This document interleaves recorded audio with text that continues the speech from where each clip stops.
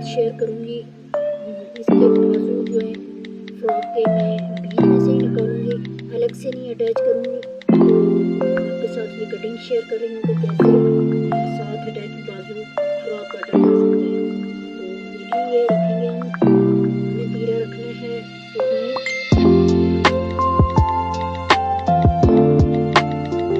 तो यही रहेगा कि आपके पास जो नाप लगता है